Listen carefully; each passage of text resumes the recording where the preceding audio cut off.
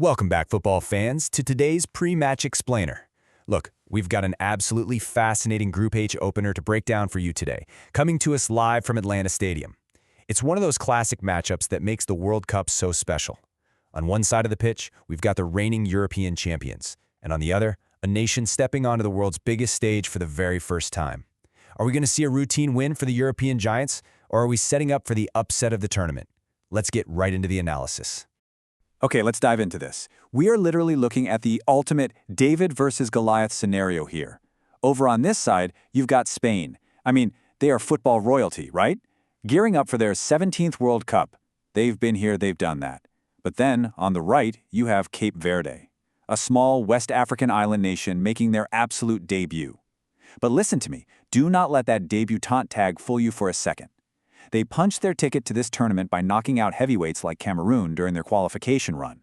So this isn't just a regular match. This is a massive clash of footballing history, taking on a modern-day miracle.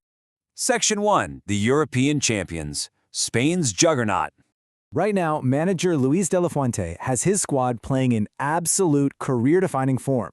Now, what's really interesting about this slide is this jaw-dropping stat: 30.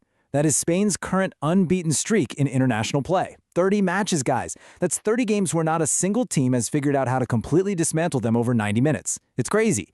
Their game plan during this historic run has been crystal clear: command maximum possession and run a totally relentless high-pressing system. They literally suffocate teams by controlling every inch of the pitch flawlessly. To see exactly how they pull this off and maintain that dominance, we have to look at their 4-3-3 shape. In the midfield, you have Spain's absolute engine, Rodri and Pedri. They are the masters of possession, dictating exactly how fast or slow the game flows. But here's the kicker. When the middle gets too crowded, boom, they shift it out wide. Spain uses these sweeping diagonal switches to unleash the sheer electric pace of Lamine Yamal and Nico Williams on the flanks, creating these lethal isolated one-on-ones. So if you're tuning in tonight, watch out for this. Spain's primary target is to use that heavy high press to try and completely collapse the defense in the first 15 to 20 minutes. Section 2. The Underdog's Bite. Cape Verde's Master Plan.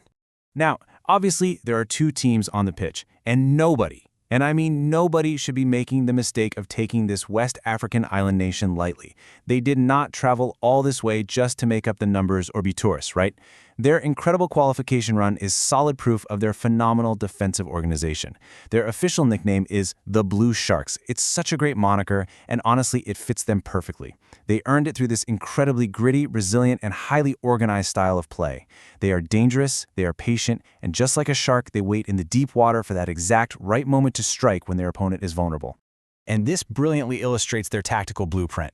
They're going to roll out a super compact 5-4-1 or 4-5-1 shape. The main goal here? Completely shut down the central areas and deny Spain those short, intricate passing lanes that Rodri and Pedri absolutely feast on.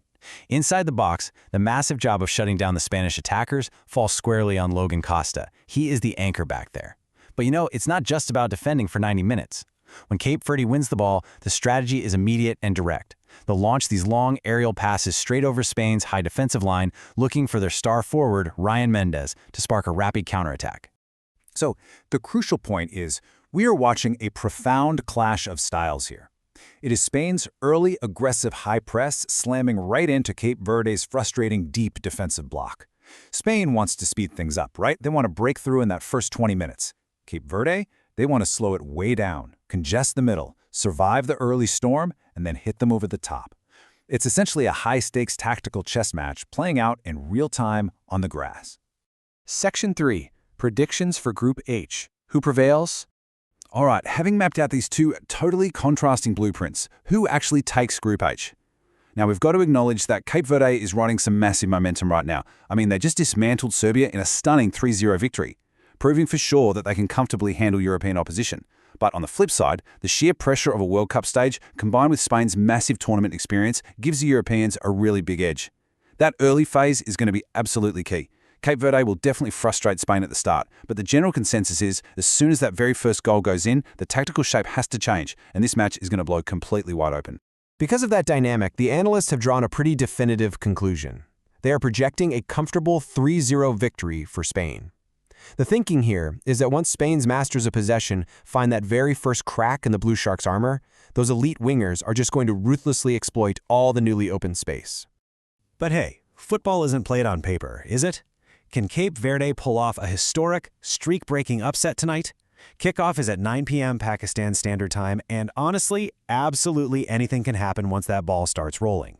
Will Spain's 30-match unbeaten streak hold up, or are the Blue Sharks about to secure the greatest win in their nation's history? Drop your own predictions in the comments below. Thanks so much for joining me for this explainer, and I will see you right back here for the post-match summary.